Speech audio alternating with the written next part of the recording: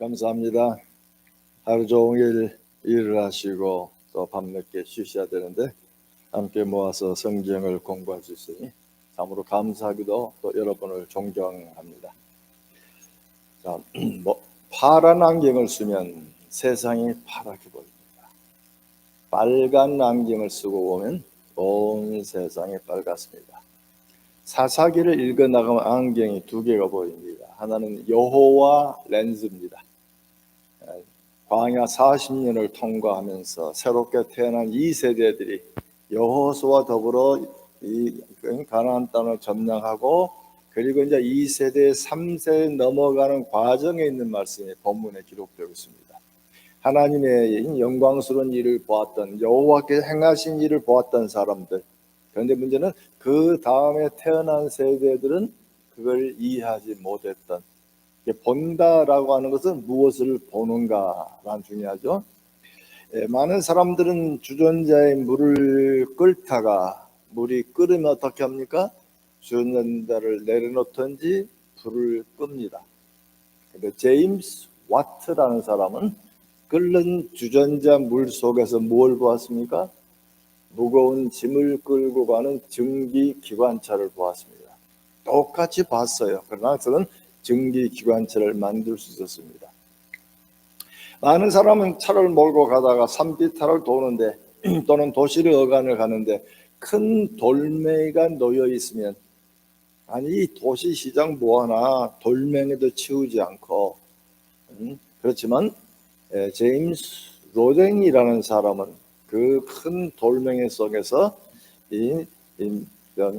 사고하는 사람, 생각하는 사람, 그 조각품을 만들어냅니다. 많은 사람은 쥐를 보면 쫓아다니면서 쥐를 잡든지 또 우리 여자분들은 여보 쥐 와서 무서워 잡으세요. 그러나 월트 디즈니는 쥐를 보고 뭘 만듭니까? 행복의 사도 미키 마우스를 그려냅니다. 모두 봅니다. 네, 무엇을 보는가는 주요한 차이점이 있습니다. 오늘 본문에 주어진 말씀이 그 말씀입니다. 혹시 연필을 가지고 계시면 성경에 밑줄을 좀 큰 쳐야 할 단어가 하나 있습니다. 7절에 보시면은 여호수아와 사는 날 동안 또 생존한 장로들 여호와께서 이스라엘 위하여 행하신 모든 큰 일을 본다라는 단어에다가 동그라미를 하나 쳐놓으시면 다른 성경과 비교하면 차이점을 봅니다. 큰 일을 보는 사람들이 사는 날 동안에 여호와를 섬겼더라.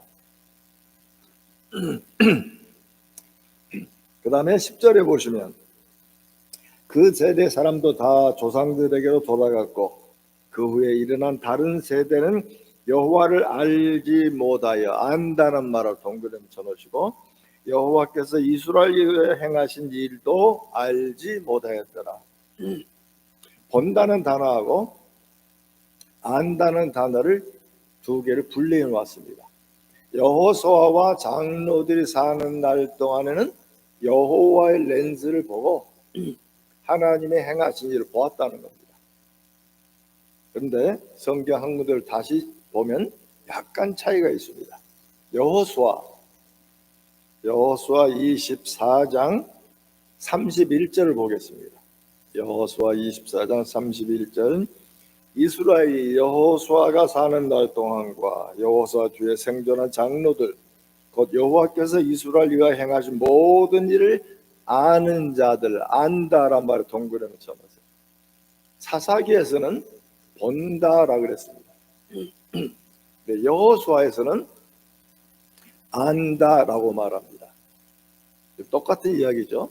여호수아와 장로들이 사는 날 광야의 첫 세대, 광야에서 태어난 새로운 세대들은 여호와 행하신 일을 알았고 눈으로 보았고 분명히 하나님이 행하신 홍해를 건넜고 요단강을 건넜고 여리고성이 무너졌고 여러 가지 많은 일들을 눈으로 보았던 장로들, 여호수아와 장로들의 세대들은 하나님을 잘 믿었고 그들을 섬겼다 말합니다. 그런데 사사기 2장 10절에 보시면 그 다음 세대 여호수아와 다음에 장로들 세대가 다 죽었고 그 후에 일어난 다른 세대는 여호와를 알지 못하여. 이는 마치 출애굽기 1장에 보시면 야곱의 자녀들이 커져나가고 요셉도 죽고 한참 뒤에 새로운 왕이 났는데 요셉을 알지 못하던 바로가 일어났단 말이 나옵니다. 마찬가지로 지금 여기도 첫 세대, 둘째 세대가 다 죽어갔고 그리고 세 번째 세대에 나타났는데 하나님이 하신 일을 몰랐다는 거죠. 그럼 왜 몰랐을까요? 지금 성경 저자가 얘기하신 것은 그걸 보지 못했다는 겁니다. 안다라고 하면 귀로 들어서 알 수가 있어요. 교리적으로 배울 수가 있어요. 칠판 앞에서 배울 수가 있어요. 교리적으로는 머리로는 아는데 가슴으로는 믿어지지 못한 것은 이유가 어디 있을까요? 체험이 없는 거죠. 체험한단 말은 눈으로 본다는 말입니다. 아, 정말 그렇구나라고 하는 분명히 체험 신앙이 없으면 신앙은 오래 물려가지는 않습니다. 이스라엘 세대들은 유대교는 지난 2000년간 계속해서 자손 대대로 믿음을 유지합니다. 그들은 어디를 가든지 그 땅에 정착하면서 믿음을 계속 다음 세대로 물려주는데 우리 교회는 신앙이 들어가서 아버지 세대, 할아버지, 아버지 세대 그리고 손자 세대쯤 되면 크게 일어났다가 그 다음 세대가 되면 또다시 서서히 약해지는 모습을 합니다. 미국은 4번, 5번 부흥한 걸로 말합니다. 한국은 3번 부흥한 걸로 봅니다. 영국도 18세기 말, 19세기 중반에 어마어마한 부흥이 일어나가지고 이 영국 사람들이 자기가 잃어버린 단지파다. 우리가 단지파다. 하나님 우리를 새롭게 부르셨다. 우리는 선택된 민족이다. 라고 얘기할 때 19세기 말기에 엄청난 사람들이 선교사로 나갔고 20세기 초반에 미국이 우리가 선택된 민족이다 하고 선교사를 내보냈고 한국은 70년대 80년대 부흥이 일면서 하나님 우리를 새로 생긴 구약에서 사라진 단지파가 바로 우리 지파다. 단군이 그 단지파이냐라고 얘기할 정도로 그래서 엄청난 선교사가 나아갔다. 그리고 한 세대가 지나가니까 이제는 어두운 모습을 서서히 보고 나옵니다. 지금 많은 교인들은 새로운 지도자가 나타나기를 한국도 아마 20대, 30대에서 새 지도자가 나옵니다. 벌써 40대만 돼도 기성세대하고 사고가 비슷하다 보니까 변화가 일어나기는 어렵습니다. 그래서 여러분의 기도 속에서도 우리가 다음 한국도 새로운 세대가 일어나서 복음이 다시 흥황해질 것을 기도하는 기도 제목이기를 바랍니다. 자, 여러분이 한번 묻습니다. 우리는 이곳에 단순히 와서 20년, 30년 살다가 그리고 마지막에 종착역은 한국으로 돌아가는 게 우리의 계획 속에 있습니까? 아니면 우리가 여기서 대대손손 살면서 우리 이 한국의 핏줄과 믿음의 핏줄을 가지고 계속해서 이 땅에 살기를 원하시는 겁니까? 아마 어떤 분들은 이 땅에 계속 산다고 하는 기도 제목이 있을 거고 어떤 분들은 우리가 여기서 물질도 이뤄서 어느 정도 되면은 우리가 고향으로 돌아가서 마지막 여생을 보내겠다고 말할 수도 있습니다. 하나님 어떻게 인도하시는 것은 다 각기 주어진 일들입니다. 그러나 저는 바라기는 이미 여기에 20년, 30년 넘게 세우고 이 교회를 세우시고 또 여러분의 어제 저녁, 오늘 저녁 만나다 보니까 교인들이 무척 가족까지 가깝더군요. 서로 가까운 대화가 있고 아주 가까운 친척들처럼 모여진 이 아름다운 임마누엘 공동체를 세우시고 그 다음 세대로 물려줄 수 있는 하나님의 교회가 되기를 바랍니다. 혹시 여러분 가운데 다시 한국으로 돌아간다면 여기에서 선교사를 한국에 파송해서 거기에 또 다른 작은 임마누엘 공동체가 세워진다면 더더욱 좋을 겁니다. 또 여기 계시다가 인도로 다른 지역으로 갈 때마다 장소는 달리하더라도 믿음의 핏줄이 계속 이어져 갈 수 있는 저는 72년도에 미국을 공부하러 출발했는데 아버님이 지방에서 서울까지 올라와 가지고 그리고 김포공항까지 가기로 하셨는데 갑자기 사업에 일이 있어서 서울역에서 헤어졌습니다. 그리고 저는 하루 자고 비행기를 타고 미국으로 가게 되고, 서울역에서 헤어질 때 헤어졌던 일입니다. 혹시 예전 서울역 기억나시는가요? 지금도 서울역에 신 건물이 있지만 옛 건물 그대로 남아 있습니다. 우리나라 유적지입니다. 옛날 한쪽에 경부선 들어가는 길 기억나셔요? 한쪽에 호남선이 들어가는 길, 아마 연세 드신 분은 기억할 겁니다. 그 경부선 호남선 밖에 조금만 밖에 그죠? 구석에 저를 세우더니 저보고 무릎을 꿇으래요. 사람들은 막 왔다 갔다 하는데 얼굴이 붉어지는데 꿇었더니 저희 아버님이 그죠? 머리에 손을 얹고 창세기 28장에 나타난 말씀을 하십니다. 야곱이 형과 아버지를 피해 도망가다가 베델에서 잠이 들었고, 그리고 밤중에 하나님이 사닥다리로 천사가 내리라 오르락 하고, 그리고 하나님이 아브라함에게 했던 약속을 다시 야곱에게 반복하시고, 천하 만민을 너로 인해서 구원한 말씀하시고, 내가 너를 이곳에 이끌기까지 너와 함께 하리라 하는 약속이 있습니다. 그 말씀을 아버님이 손을 얹고 아브라함의 하나님, 이삭의 하나님, 야곱의 하나님, 그리고 너희 할아버지가 믿는 하나님, 내가 믿는 하나님이 너를 다시 이곳에 인도할 때까지 영원히 함께 하실 것이다. 아버님을 생각하면 떠오르는 참 중요한 기도입니다. 그리고 미국을 가니까 그렇게 계속 맴도는 거죠. 23살에 미국에 갔으니, 아무도 없는 동네 갔으니 무슨 일을 벌려도 될 수 있는 젊은 나이에도 불구하고 그게 나를 이렇게 길을 만드는 겁니다.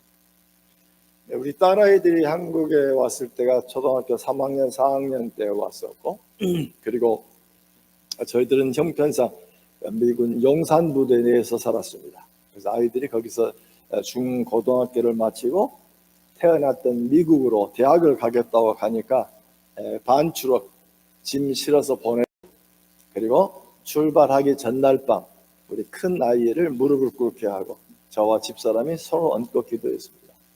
아브라함의 하나님, 이삭의 하나님, 야곱의 하나님, 너 할아버지가 믿는 하나님, 내 하나님이 너를 이곳에 인도할 때까지 영원히 함께 하실 것이다. 우리 아이가 똑같은 얘기를 해요. 기숙사이지만 그 천방지축인 아이들 속에서도 내가 믿음을 지킬 수 있다는 그 얘기입니다.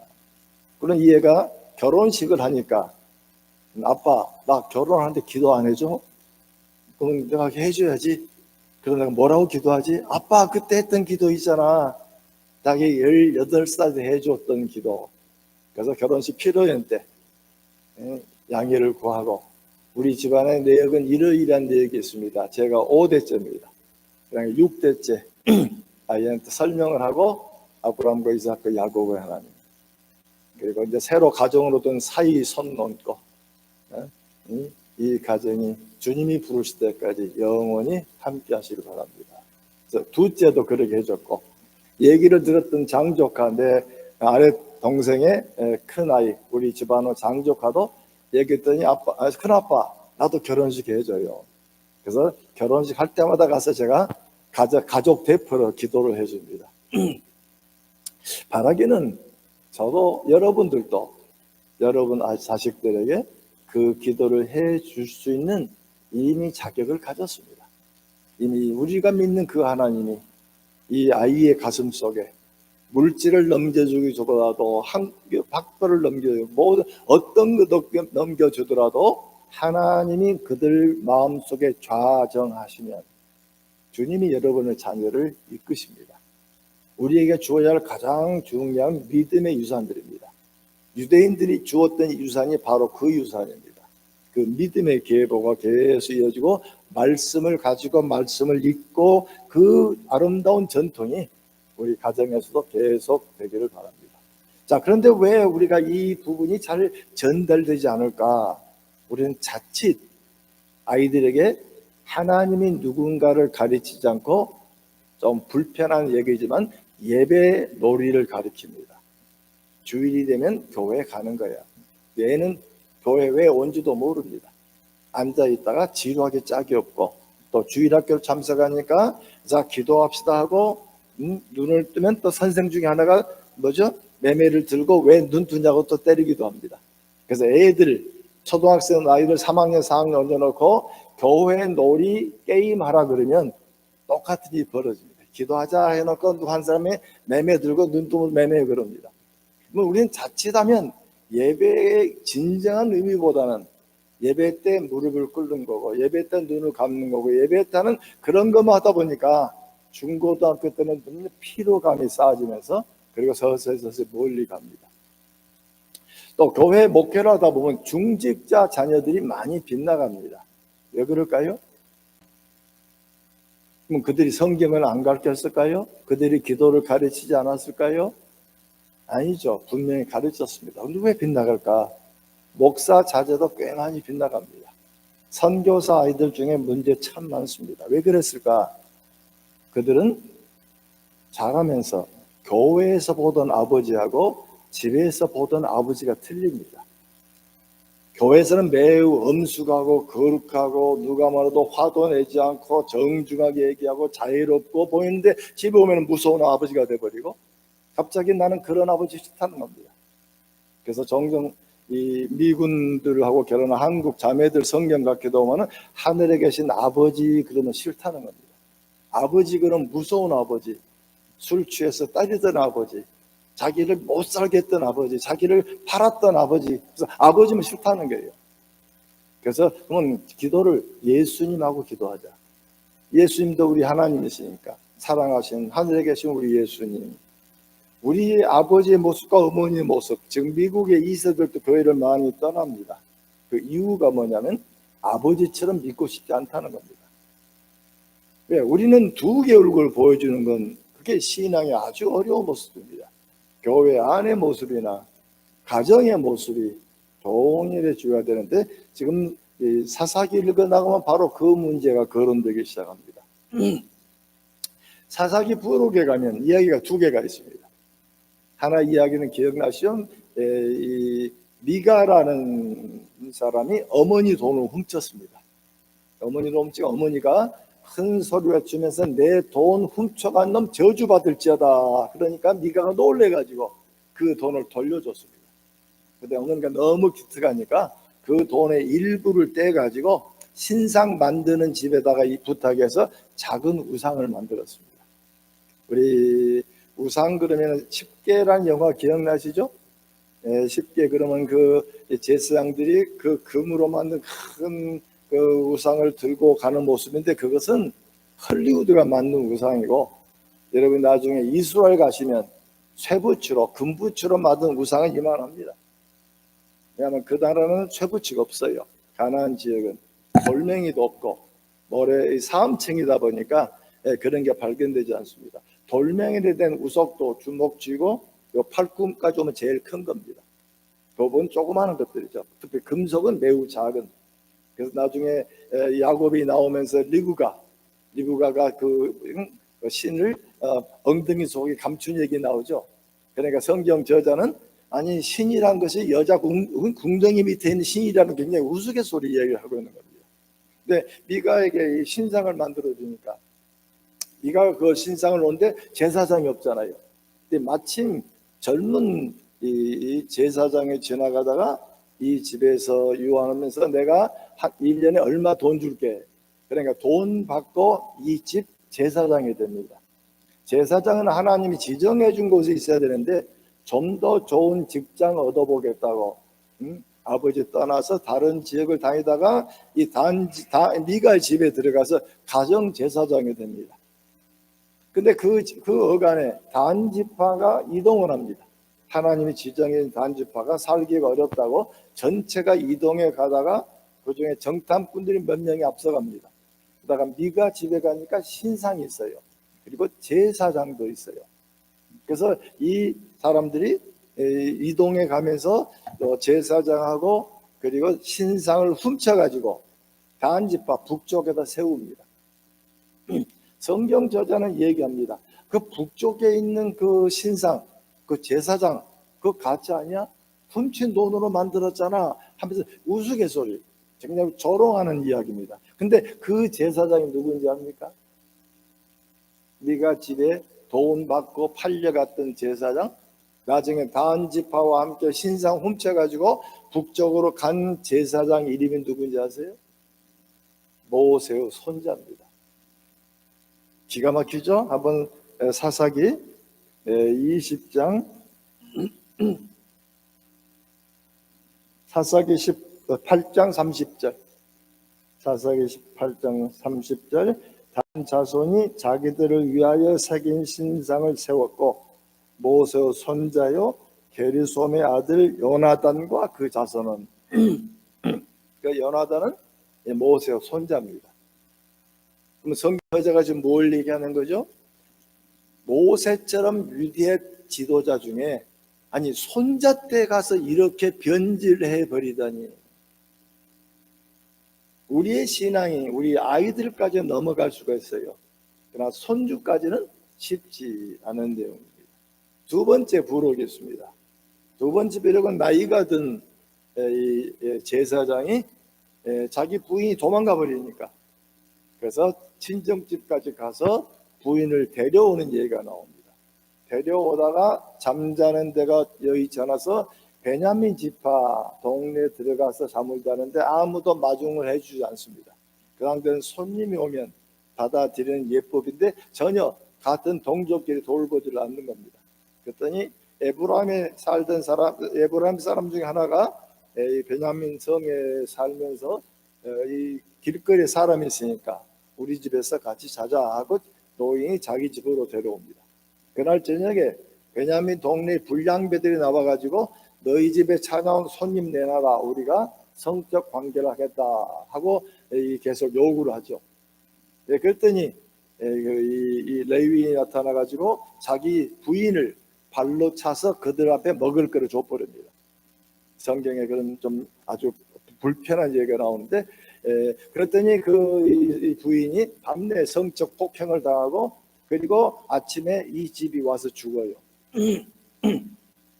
그러니까 이 레위는 자기 부인이 죽었다고 하는 얘기를 가지고 시체를 12토막 내가지고 전 지파에도 보내가지고 베냐민 전쟁이 일어납니다. 그래서 11지파가 일어나가지고 베냐민과 전쟁하는데 첫 번 실패하고 두 번 실패하고 세 번째 성공합니다.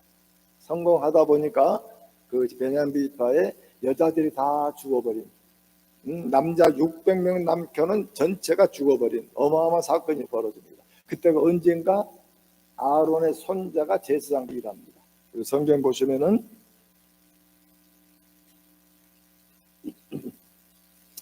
사사기 20장 28절입니다.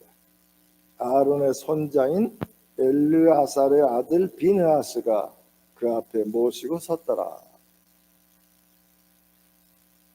지금 우리 사사기 2장 10절에 보시면은 모든 세대가 다 없어져 버리고 돌아갔고 그 후에 일어난 다른 세대는 여호와를 알지 못하여 여호와께서 이스라엘 위에 행하신 일도 알지 못했다.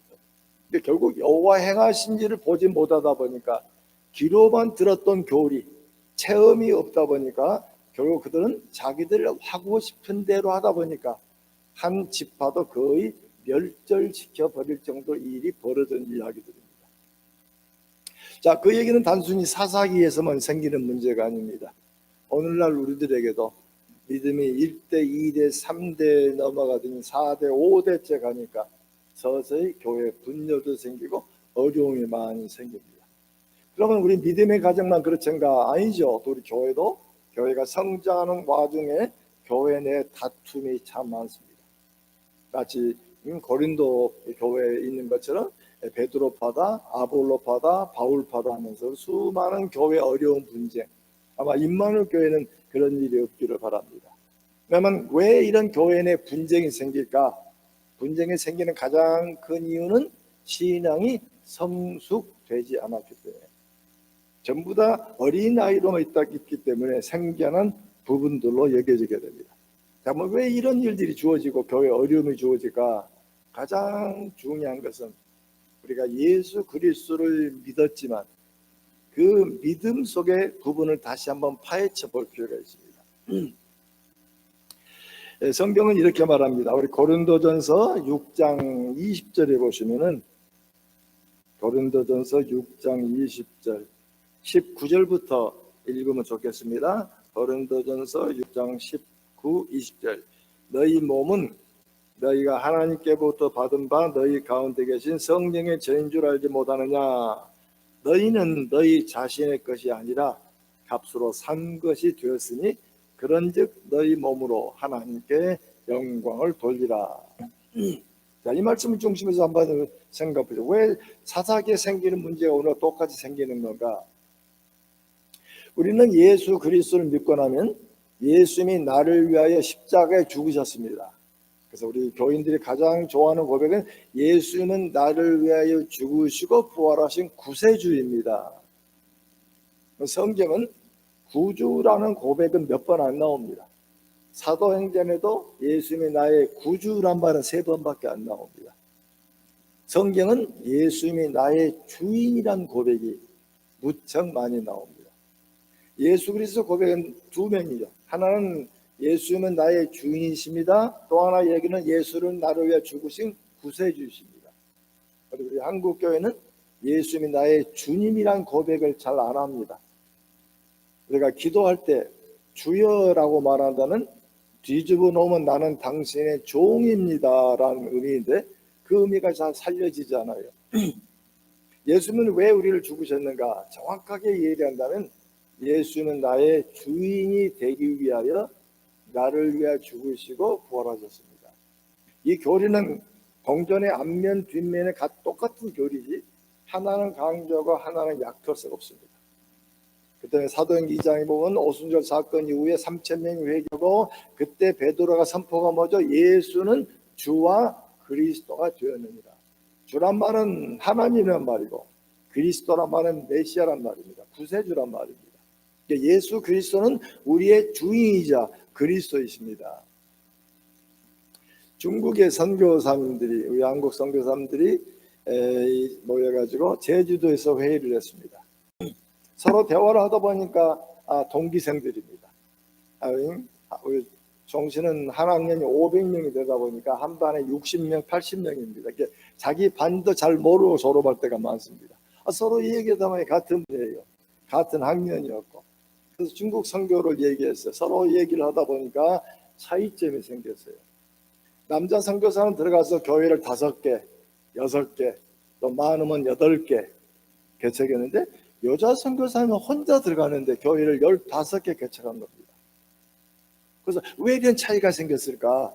우리가 뭘 잘못 가르쳤는가? 우리가 뭘 가르치지 않았는가 하고 선교사님과 서로 얘기를 나눕니다. 이걸 우리 가르쳤지? 이거 가르쳤지? 이거 가르쳤지? 똑같이 가르쳤는데 차이가 하나가 있었어요. 마지막에 하나 발견된 게 있습니다.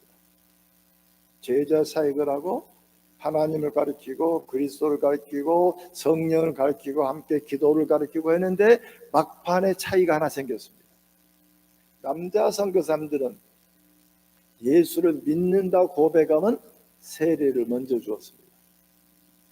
여자 선교사님은 예수를 믿는다고 고백하면 세례 주기 전에 한마디 더 물었습니다.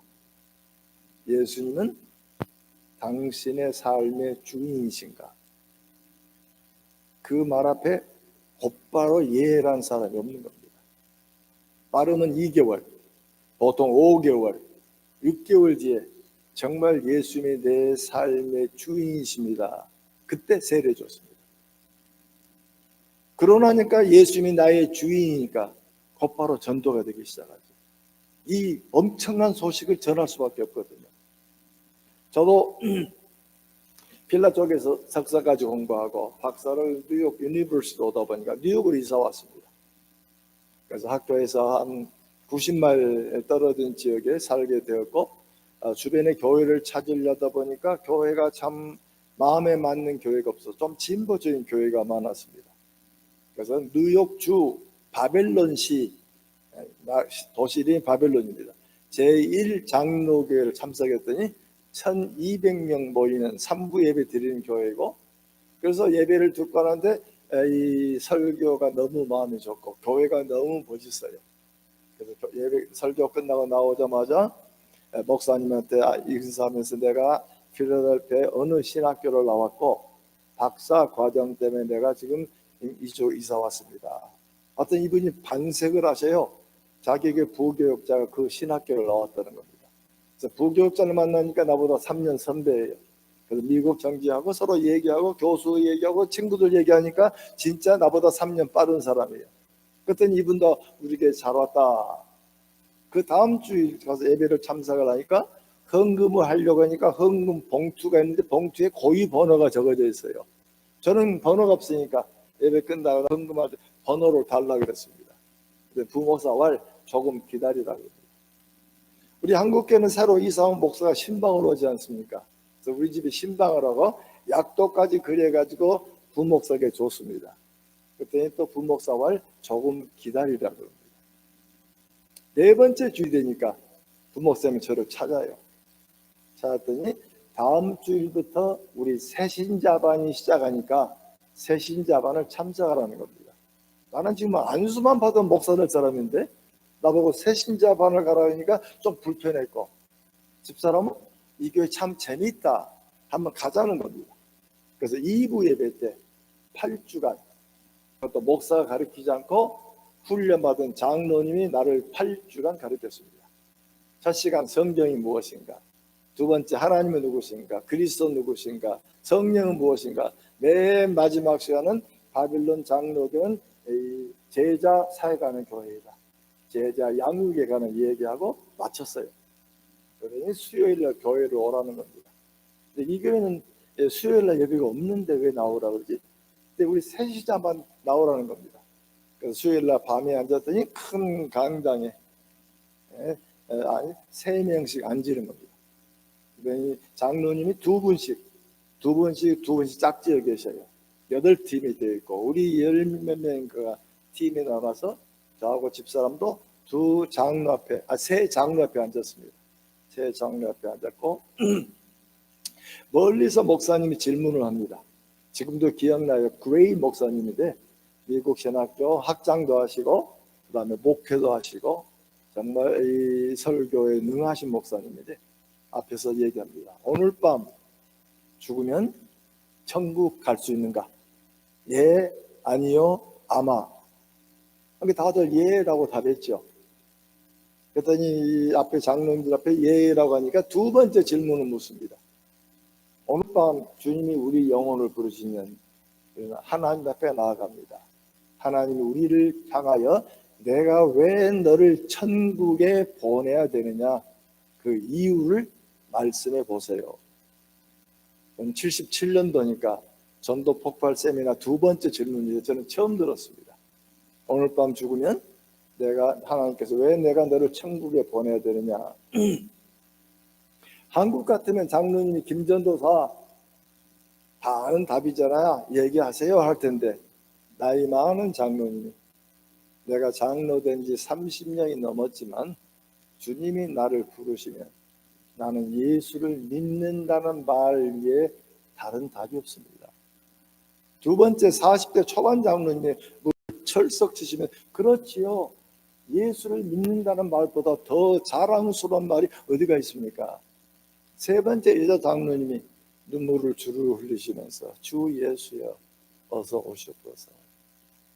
저도 당연히 예수는 나의 주님이십니다. 집사람도 통일한 고백을 하고 그리고 다음 주일날 갔더니 새신자반 끝났다가 쭉 앞에 세우고 조그만 성경 하나 주고 그 바빌론 교회 회원 교회 회원이 되었다고 선포하더군요. 그때 저는 했던 그 고백을 지금도 잊기가 어렵습니다. 자주 제가 설교할 때 그 예화를 씁니다. 우리는 어느 곳에든지 어느 환경 속에서 예수를 믿느냐? 우리 한국교회는 뭐라고 말합니까? 나는 임마누엘교회 장로입니다. 나는 목사입니다. 나는 선교사입니다. 그 답은 틀린 답이죠. 무슨 답이죠? 나도 예수를 믿습니다. 그리고 나는 지금 임마누엘교회 집사로 섬기고 있습니다. 그 말은 뒤에 줄 말이지 첫째 말은 아닙니다. 여러분도 어느 환경 속에서 주께서 고백을 원하시는 예, 나는 예수를 믿습니다. 내가 몇 년 믿었습니다. 중요한 거 하나요? 내가 성경을 몇십 번 읽었습니다. 중요하잖아요. 내가 기도를 얼마나 많이 했나 중요하잖아요. 가장 중요한 건 첫 번째는 예수는 나의 주님이십니다. 그 말은 무슨 말씀일까요? 예수는 내 삶의 주인이십니다. 그게 우리에게 주어진 가장 중요한 고백입니다.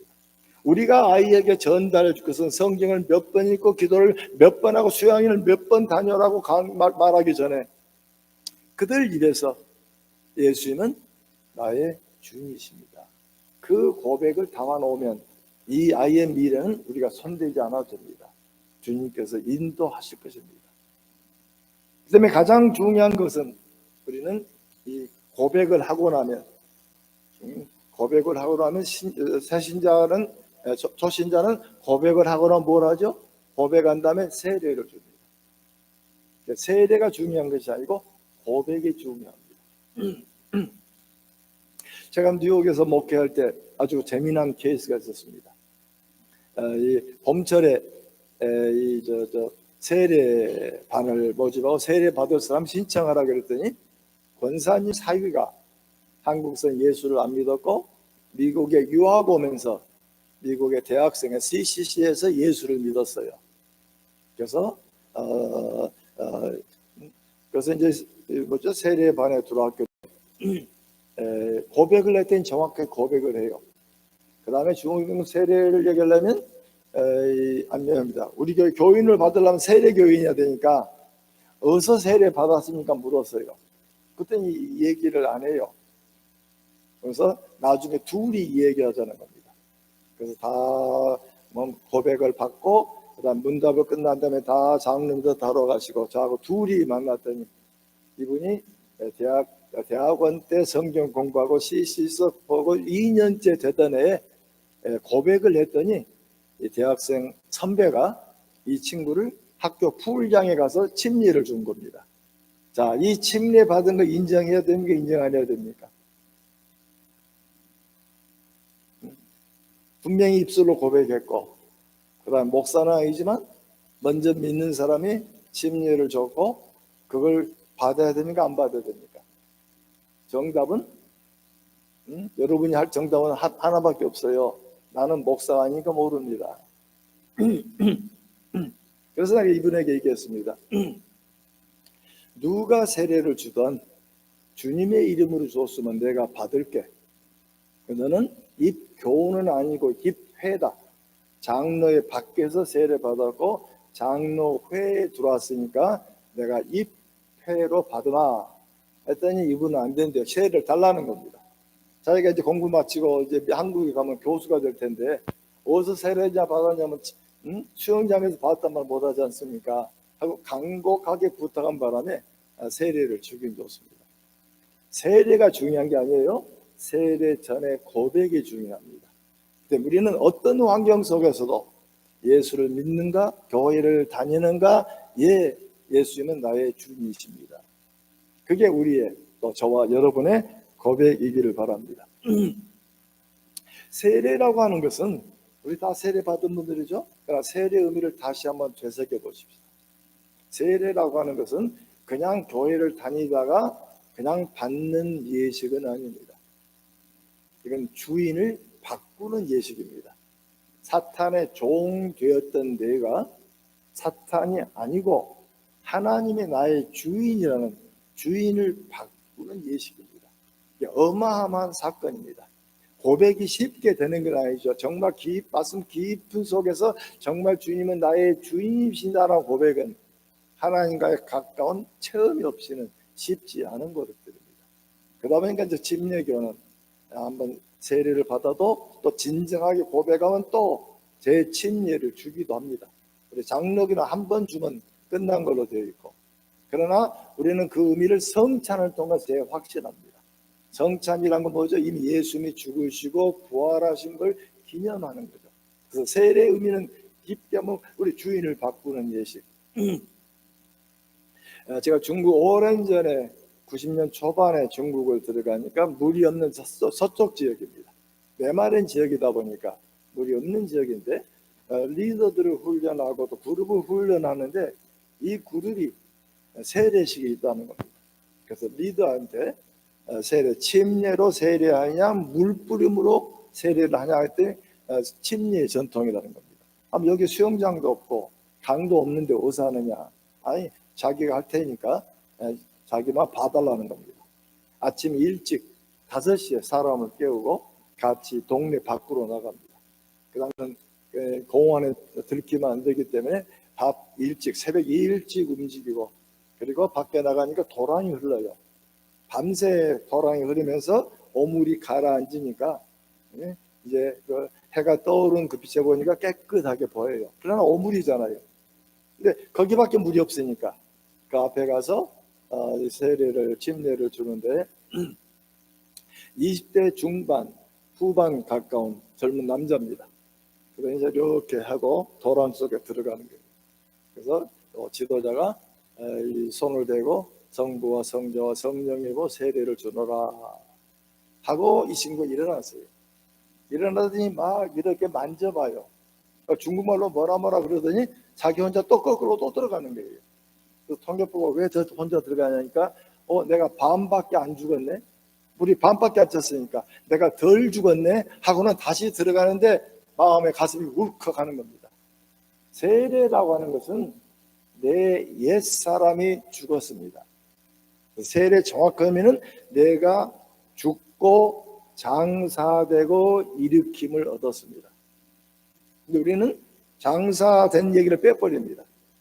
죽었고 살았단 말만 강조하지만 성경은 항상 얘기할 때 죽고 이미 장사되고 다시 일으킴을 얻었습니다.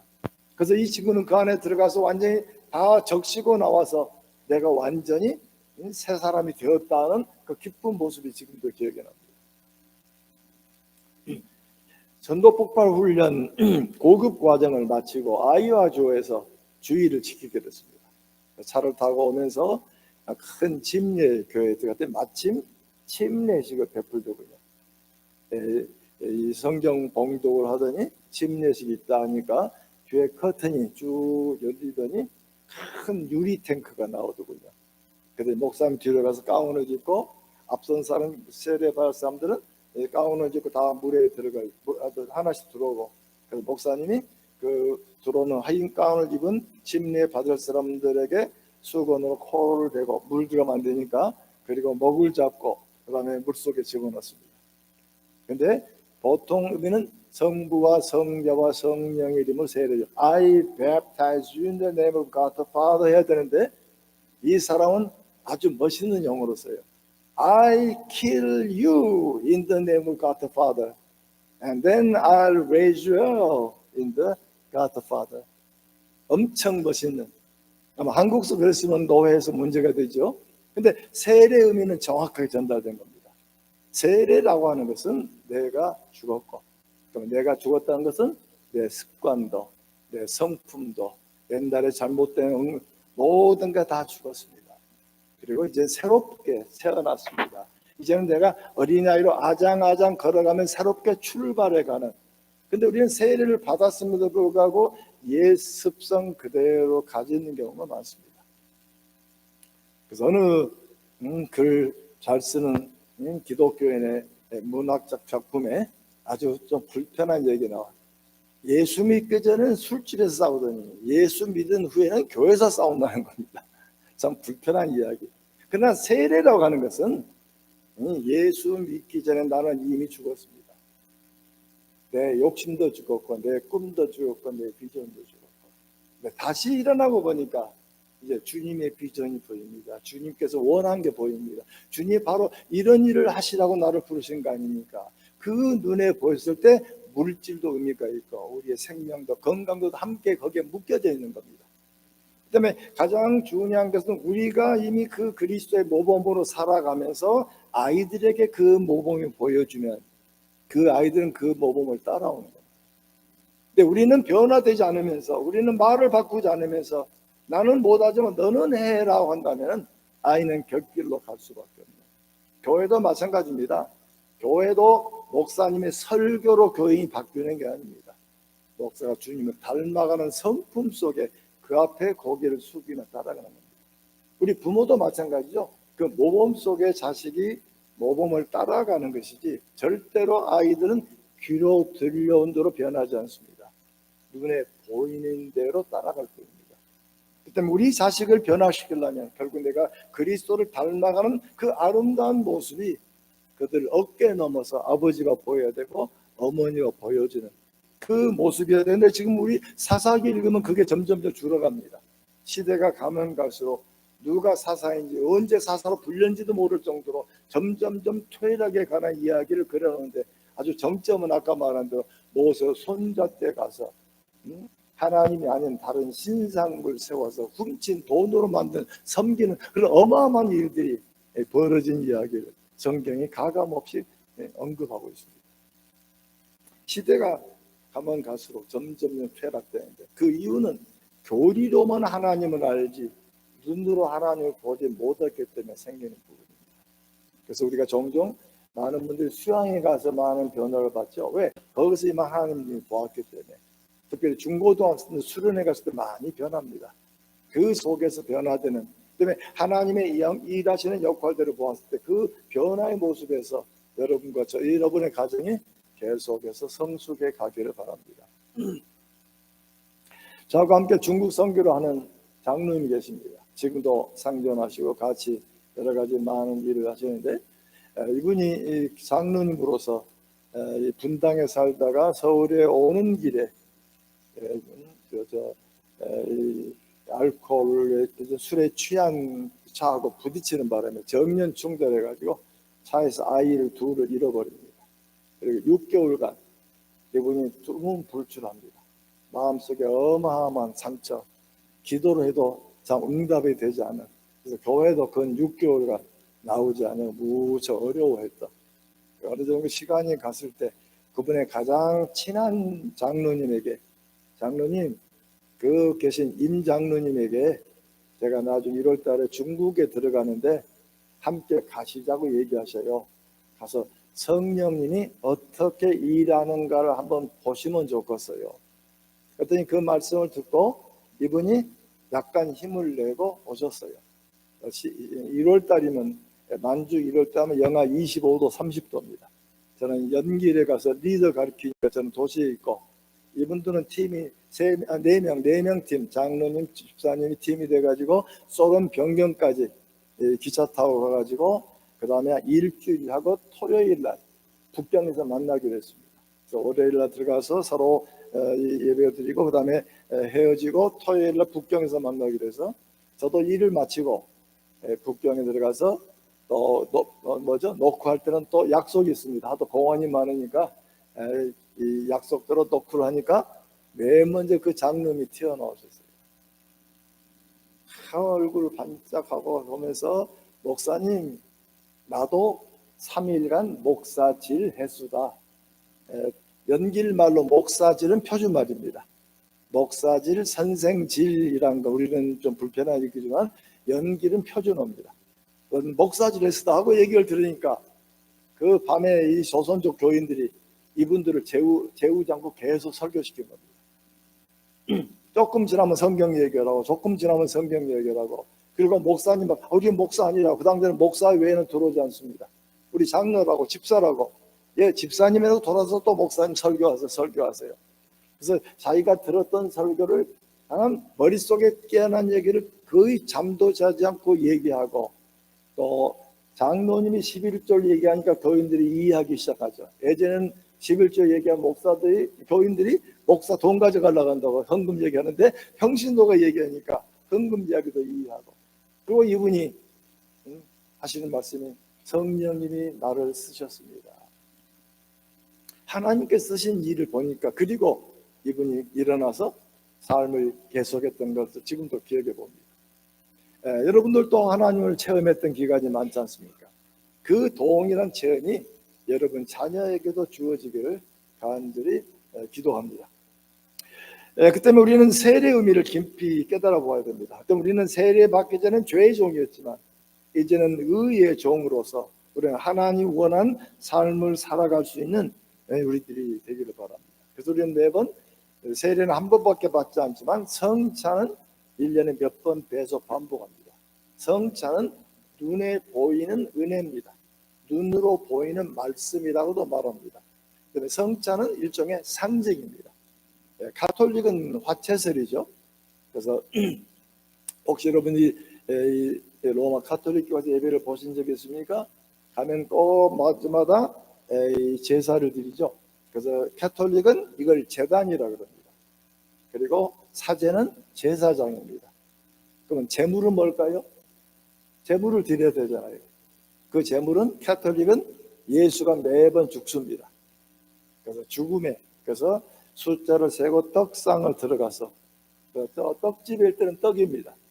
숫자가 봐서 숫자보다 좀 적게 뽑아냅니다. 적게. 20명이면 15개. 왜냐하면 남으면 골치 아픕니다.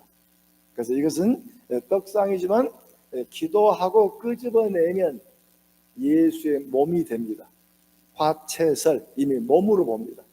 그래서 여러분들이 혹시 부활절 같은 큰 명절에 가톨릭교 예배를 보러 가면 떡을 그냥 안 줍니다. 분병할 때 어린아이 와가지고 접시를 대고 있습니다. 부스럽게 떨어지지 않도록. 떨어지면 그게 몸을 불경죄에 걸립니다. 그때문에 여기에 먹고 다 나눠주고 끝나지 않아요. 다 나눠주고 여기 접시 부스러기 있으니까 난 포도주 반을 넣고 포도주 잔에다가 다 넣습니다. 그리고 흰 수건을 닦았을 때 아무것도 나타나지 않아야 됩니다. 그다음에 분잔할 때는 가톨릭은 분잔할 때 교인들은 받지 못하죠. 분잔은 사제 혼자 마십니다. 그 이유는 이미 이 예수님의 피기 때문에 대신해서 마시고 나면은 여가 빨간색이 남아있어요. 피가 남아있기 때문에 안 됩니다. 그래서 맹물을 부어서 또 흔들어 먹고 2번, 3번 흔들어 먹고 마지막에 깨끗하게 닦았을 때 빨간색이 없어야 됩니다. 이거 연습을 몇 년간 합니다. 왜? 화채설이기 때문에. 근데 우리들은 화채설이 아니에요. 우리는 무슨 설이죠? 상징설입니다. 때에 따라 기념설이라고 합니다. 그러면 그 말은 무슨 말인가? 제가 예화로 쓰려고 돈을 가져왔어요.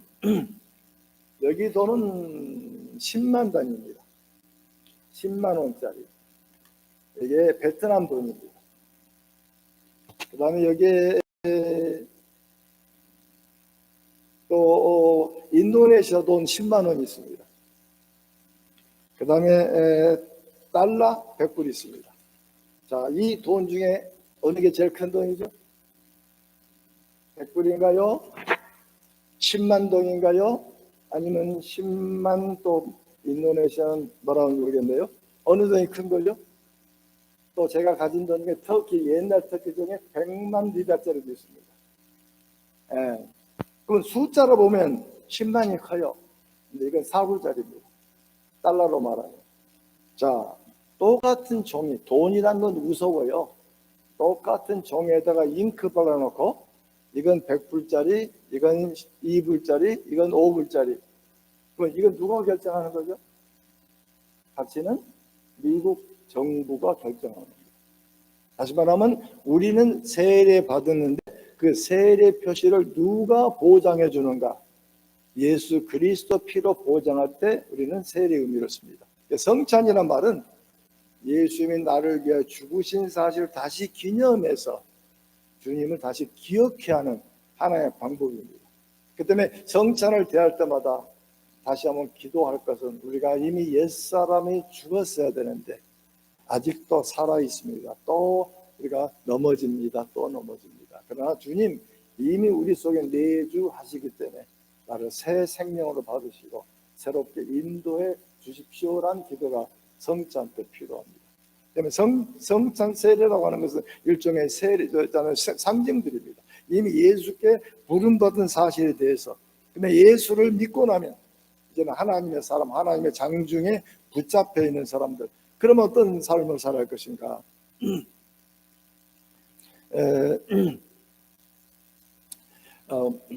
오랜 전에 집사람하고 결혼 이제 올해 48주년이 지났습니다. 그러니까 50년 가까운 얘기네요. 집사람하고 결혼하려고 다이아몬드 반지를 사러 갔습니다. 마나탄까지 가가지고 유대인 소개받아가지고 좀 좋고 값싼 걸 사려고. 그래서 가게를 갔는데 마나탄의 57가에 가면 다이아몬드 앤 주얼리 이브닝가 있습니다. 거기 가면 다이아몬드 어마어마하게 팔고 안에 들어가서 이렇게 스탠드 이만하면은 수천만 불 가지고 있는 사람들이. 저는 제가 산 사람은 이런 가게가 아니고 5층에 있는 조그만 금고 하나 넣고 파는 분, 그분이 가져왔길래 2개를 보여주길래 또 마음에 안 들었고 가격도 그렇고 또 집어넣고 또 2개 또 집어넣고 아니 이것밖에 없냐 그랬더니 이렇게 오니까 주렁주렁 달려들군요. 그 다음에 마음에 안 들어서 자기 사무실까지 올라갔습니다. 그래가 정말 좋고 싸고 산 걸 기억이 납니다. 근데 그 옆에 아주 재미난 유대인을 만났습니다. 그 옆에 굉장히 좋은 다이아몬드가 있어요. 그러면 이건 얼마냐? 그랬더니 이건 가격이 없대요. 네가 가진 거 다 줘. 네 가진 거 다 하고 바꾸자. 그래서 내가 호주머니에 77년도니까 그 당시에 2천불이면 큰 돈이죠. 내 전 재산 가지고 가서 2천불 올려내놨습니다. 이걸로 살려고. 그랬더니 이 친구가 하얀 종이를 끄집어내요. 너 2천불 있다고? 집에 가면 내가 10,000불 있어. 10,000불 있어? 그 다음에 너도 집 있어? 하고 3번째 집을 적어요. 이제 내가 아내 집을 줘버리면 내가 결혼해서 아내하고 아니 아내도 있어? 하고 안 적어요. 왜? 너가 가진 거 달라는 거예요. 그래서 자식 이름도 앞으로 태어날 자식 이름 집 줘버리면 텐트, 자동차, 전화기 하여튼 내가 있는 거 다 줄줄줄 다 해냈어요. 아무리 생각해도 줄 것이 없어요. 그랬더니 그 친구가 종이를 내고 사인하래요. 네가 있는 거 다 주면 내가 주기로 했잖냐. 그래서 사인을 막 하려고 하니까 주인이 뭐라 그러죠? 가장 중요한 거 하나 빠졌네. 뭐가 빠졌죠? 너 이름 뭐야? 나까지 달라는 겁니다. 그게 성경서 말한 헌신입니다. 우리는 헌신 그러면 시간 좀 내놓고 물질 좀 내놓고 내가 너보다 많이 했다는 겁니다. 주님이 원한 것은 사신 것은 우리 몸입니다. 우리의 재능을 사신 것이 아니고 우리의 시간을 사신 것이 아니고 값으로 삼받은 건 내 몸입니다. 사도 바울이 하나님이 기뻐하신 거룩한 제물로 드리라라는 것은 우리 몸입니다. 그 때문에 우리 성경 마태복음 보는 13장에 보면 상인이 가다가 밭에서 진주를 발견하고 그리고 가서 자기 전 재산을 주고 소유를 다 주고 진주를 샀다는 말과 같은 말은 결국 주님은 우리 자신을 사신 것이지 우리의 시간과 물질을 사신 건 아닙니다. 우리 아이들, 우리 딸만 둘 키웠는데 어렸을 때 아이들을 키웠던 내용들이 참 재미나요. 애들한테 배웁니다. 우리 집사람이 밖에 나가려고 성장하고 보석을 달고 팔찌하고 귀걸이하고 가니까 두 딸이 앉아가지고 얘기를 엄마 나 시집가면 저거 줄 거지. 근데 큰 놈은 아는 게 많으니까 엄마 나 귀걸이 가질 거야. 엄마 나 팔찌 가질 거야. 근데 둘째 녀석 한마디 했어요. 요 링은 내가 가질 거야. 근데 둘째는 1살 어리니까 아는 게 적어요. 큰 놈이 막 얘기하니까 동생들이 한참 듣고 있다가 그래 언니 다 가져. 그 다음에 무슨 말씀 한지 알아요? 엄마만 있으면 돼. 누가 더 많이 가져가죠? 엄마만 오면 요 팔찌 귀걸이 다 따라오는 겁니다. 우리들이 얘기할 때 주님과의 얘기 속에 우리는 종종 조그만 물질 놓고 주여 물질 채워주셨어서 주여 내게 건강을 주셨어 주여 뭘 달라고 하지만 주님이 나의 주인이시면 우리에게 필요한 건 다 함께 오는 겁니다. 그 때문에 주님은 그의 나라와 그의 의를 구하라 모든 걸 더한다고 말씀하시지 이거 해주면 이거 하라고 하신 말씀은 아닙니다. 그러면 진정한 헌신은 예수를 믿는 그 순간에 교회가 주요한 가르침은 바로 그 순간이 새로운 탄생이고 새 출발이고 이미 하나님의 소유물로 태어난 이야기를 우리가 어려서부터 가르쳐 줘야 하나님의 사람으로 자랄 것을 분명히 믿는 것입니다. 그래서 종종 저는 그런 예화를 씁니다. 어느 글에 봤더니 재미난 얘기가 나왔더군요. 이 부자 동네에 달 갈고 돼지가 삽니다. 아침에 일찍 닭이 와서 돼지를 막 깨웁니다. 돼지가 눈을 비비면서 귀찮게 왜 날 깨우냐 했더니, 야 돼지야, 저 아래 뭐 어려운 동네에 고아원이 있는데 오늘 합동 생일잔치를 한대. 우리가 뭔가 보내줘야 걔네도 잔치할 거 아니냐. 돼지는 퉁명수에 너는 뭘 주려고 그러는데 호들갑이냐. 나는 오늘 아침에 간 나은 계란을 나는 보내서 걔들이 계란을 먹게 하려고 그래. 그러면서 닭이 묻습니다. 돼지야, 너는 뭘 줄래? 돼지는 곰곰이 생각하니까 양처럼 젖을 안 짜요. 염소처럼 털을 깎지 않아요. 돼지가 주는 딱 한 가지 있습니다. 뭐죠? 삼겹살입니다. 삼겹살을 주려면 자기가 죽어야 됩니다. 그 말씀을 주님께서 누가복음 9장 23절에서 얘기합니다. 한번 찾아보죠. 누가복음 9장 23절.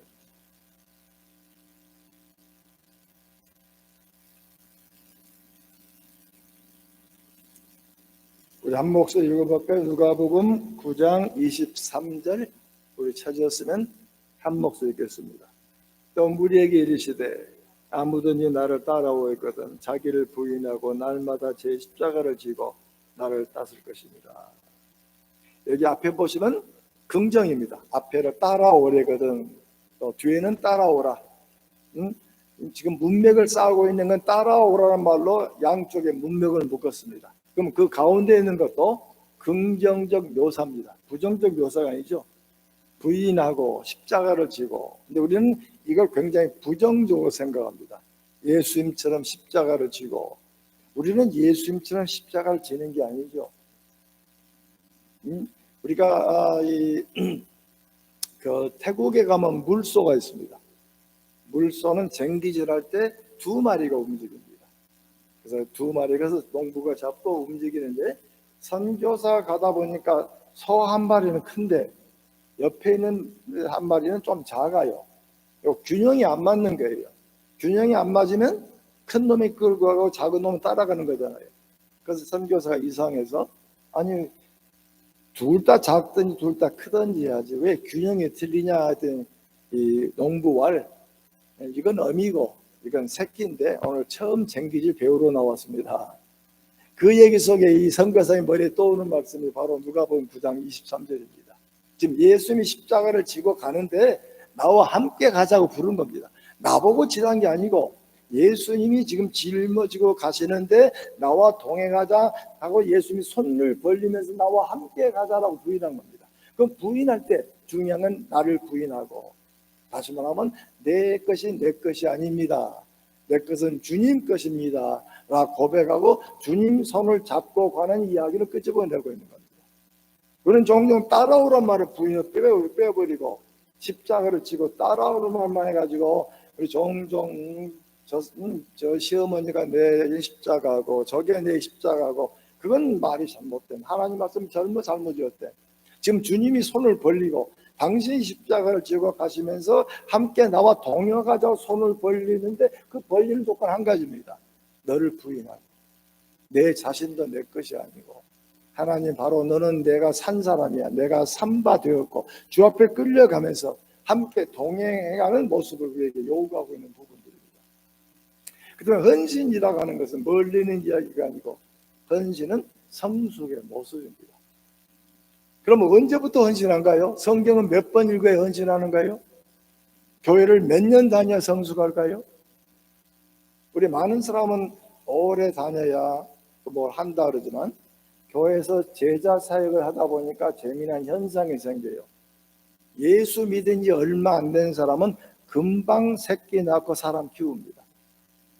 금방 배운 대로 똑같이 해요.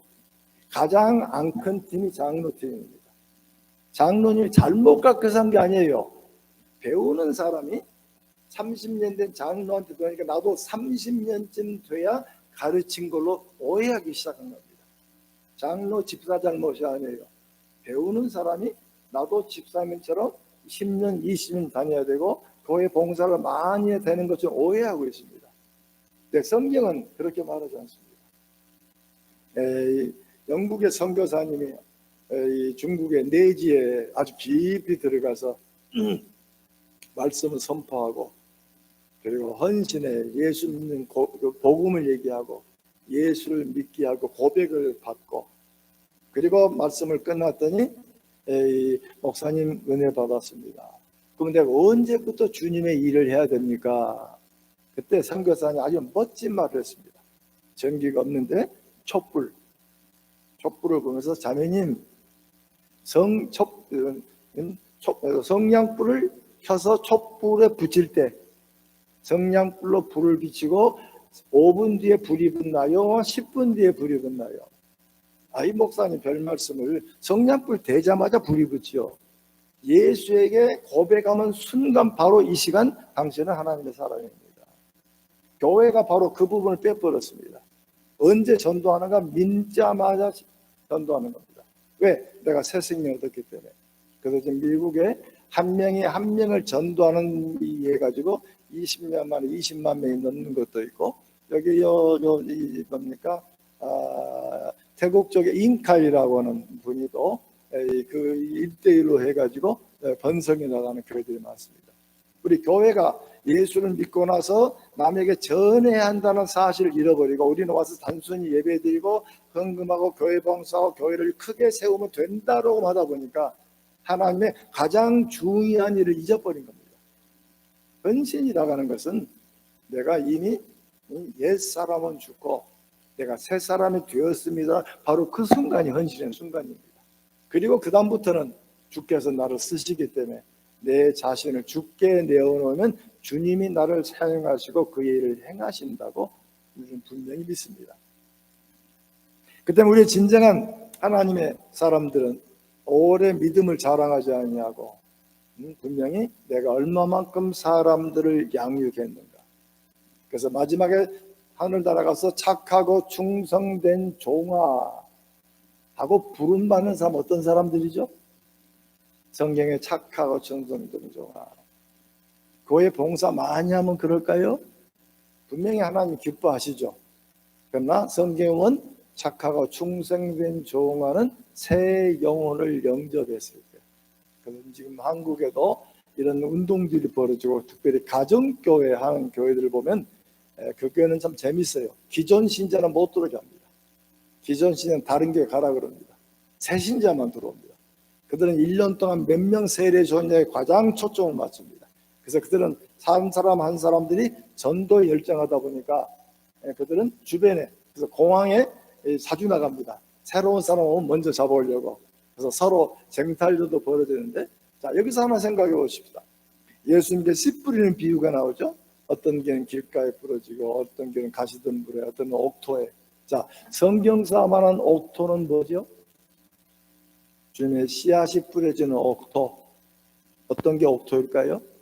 우리 많은 교인들은 옥토라 그러면 넥타이 매고 괜찮은 직장 다니고 쓸만한 차 타고 다니고, 그래도 고등 교육도 받고 점잖은 사람, 그런 사람은 하나님이 필요하지 않습니다.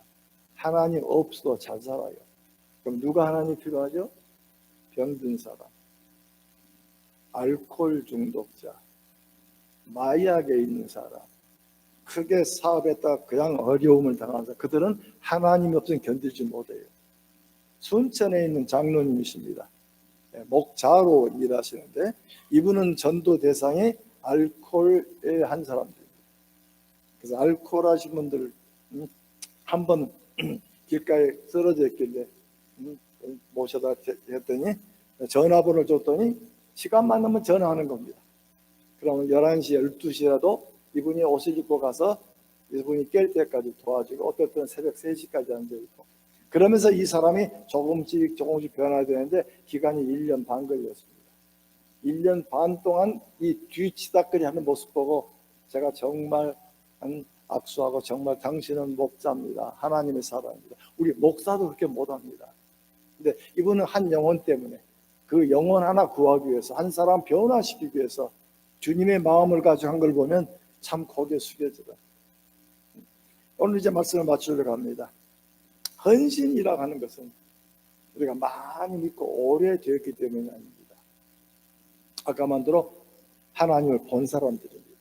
하나님이 나를 일으켜 세우시고 부르심을 본 사람들은 주변에 봤을 때 하나님이 없는 걸 불편히 여기고, 물질은 많지만 가슴에 하나님이 없는 걸 보고 그들을 위해서 기도하기 시작합니다. 우리의 모든 시선이 믿지 않은 불신자 손에 가 있을 때, 그때 교회는 부흥해 갑니다. 우리의 눈을 한국 사람에게만 맞출 필요 없습니다. 하나님 이 땅에 살게 하신 것은 이웃에는 필리핀 사람에게도 눈이 가면 됩니다. 우리 한인 예배로 불러들 필요없어요. 영어 예배로 불러오면 될 일이고, 또 필리핀 교회로 보내면 될 일이고, 중요한 것은 그리로 하여금 예수를 알게 하는 부분입니다. 예수를 알게 하는 것은 결국 거울처럼 반사하고 그 삶의 속에서 인도해 나가는 일들입니다. 제 제자 중에 한 사람은 미국에 유학 갔다가 돌아와 가지고 아파트촌에 들어갔습니다. 아파트촌에 들어가서 당신이 목사라는 이야기 전혀 하지 않고, 아이가 엎어지면 가서 이렇게 세워주면서 그 옆에 있는 엄마 아빠하고, 아유 아이 키우기 힘들죠. 나도 아이 이 나이 때 자주 엎어지는 바람에 내가 항상 따라다니고, 그 다음에 3살만 들면 말 안 듣고 하면서 아이 키운 얘기를 조롱조롱 해요. 그러면 또다시 얘기하고 또다시 얘기하고, 가장 작은 사모님이 여인들과 대화하면 3번, 4번, 5번 만나면 그들 안방에 들어갈 수가 있어요. 초대해요. 차 한잔 먹자고. 또는 안방에 들락날락 하면 또 한 3개월쯤 되면은 남편을 소개되면 그때 목사님이 들어가는데, 목사는 얘기를 안 합니다. 하고 그들의 필요를 도와주고 얘기 도란도란하고, 혹시 나 예수 믿는 사람인데 기도 제목 없냐? 기도 해줄 수 있다 하고, 기도 제목만 바로 기도해주고, 또 같이 산나물 따들어 가고 딸기 따러 가고 또 사과 따러 가고 같이 캠핑하고, 그러면서 서서히 가까워져 가는데 한참 지나다 보니까 목사님인 거예요. 그 목사님 예배 안 봐요? 우리 집 오세요. 불러서 같이 만두 빚어 먹으면서 서로 도란도란 지나간 얘기하고, 그 다음에 노래는 찬송가는 모르니까 아주 건전한 가요 함께 부르고, 그리고 기도 제목 기도 받고. 근데 그 중에 교회 다니다 그만둔 사람이 있으니까, 다른 교회는 예배도 보던데, 그러면 11시에 그러면 다 접고 예배 봅시다 해가지고 8개월 9개월 가면서 교회가 만들어지는 거예요. 2년쯤 돼가니까 하는 사람이, 목사님 나도 목사님처럼 이런 그룹 하나 만들면 안 돼요? 하세요. 그래서 4년 만에 40몇 명을 전도해서 만든 팀들입니다. 그 중에 반은 교회 오지만 아직 교회는 반에 안 와요. 다시 말하면 예수를 전도하고 오자마자 처음 교회 온 사람 앉혀놓고, 우리 임마누엘 교회는 그렇지 않아서 감사합니다만, 새로운 교인 오면 많은 교회가 화면 가득히 띄웁니다. 그래서 모든 사람한테 와, 저 사람 오늘 처음 온 사람이네 라고는 지금 이상한 얘기를 하고 있는 거죠. 그러나 살아있는 교회는 그렇게 안 합니다. 제 제자교회 가면 새로운 교인이 교회에 오기 전에 구역부터 갑니다. 구역에서 한 2, 3주 보내게 합니다. 같이 성경 찾는 것도 보여주고 주기문도 보여주고, 주기도문으로 암송하지 않고 같이 읽읍시다, 사도행전 읽읍시다 하면서 함께 교회의 모습을 가르쳐요. 한 3, 4주 되고 올 때 교회 앉혀놓고 주변에 구역 식구가 함께 앉아요. 구역 식구가 함께 앉으면 그다음 소개할 필요 없어요. 끝나고 나서 주변 사람 5명만 악수시키면 교회가 사랑이 많다고 합니다. 왜? 이 새신자를 교인이 알 필요 없죠. 구역 식구만 알면 되고.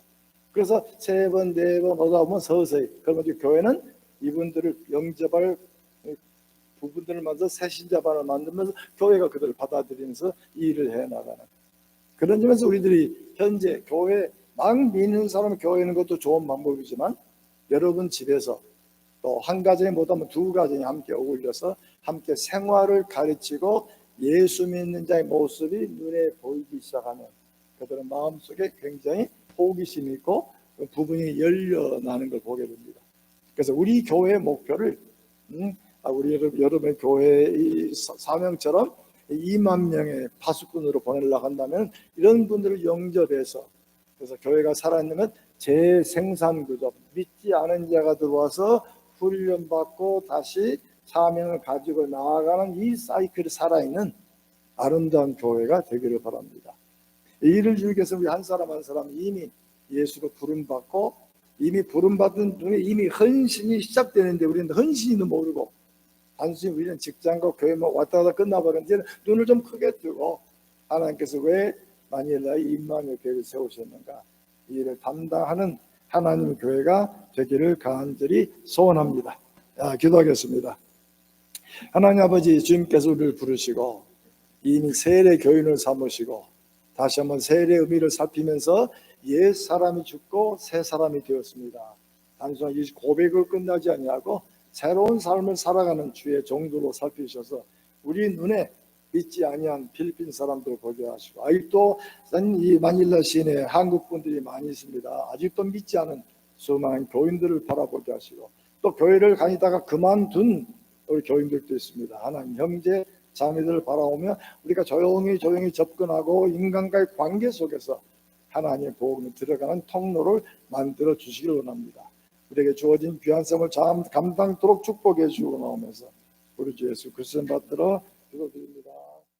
주 하나님, 성경이 말씀하신 것처럼 아브라함의 하나님, 이삭의 하나님, 야곱의 하나님, 우리가 믿는 하나님, 우리 자녀들에게 손을 얹고 축복을 하며 바로 그 하나님이 우리 아이들을 대대로 이어져 축복하시고 인도하시고 주님이 오늘 크시는 그날까지 우리 가정의 믿음의 가정이 끊어지지 않고 계속해서 계속 일어날 수 있도록 축복해 주셨소서. 특별히 한 사람 한 사람마다 자녀를 위해서 기도하는 종들로 세워주시고 임마누엘 교회가 이 이민사회 속에 우뚝 서서 좋은 삶의 공동체를 이루게 하시고 이곳에 믿음의 공동체를 보여줘서 믿지 않은 사람들이 나도 당신처럼 믿고 싶은데, 나도 당신과 같이 하나님을 같이 믿는 사람이 되고 싶은데 하는 이런 모습을 드러내며 주 앞에 하나님의 사랑을 증거해주는 귀한 종들로 세워주셨어서 지금은 우리 주 예수 그리스도의 은혜와 하나님의 무한하신 사랑과 성령님의 감동 감화하심이 이제 무릎 꿇은 모든 권석들 그들의 사역과 가정과 미래 위에 영원토록 함께 하실지어다. 아멘.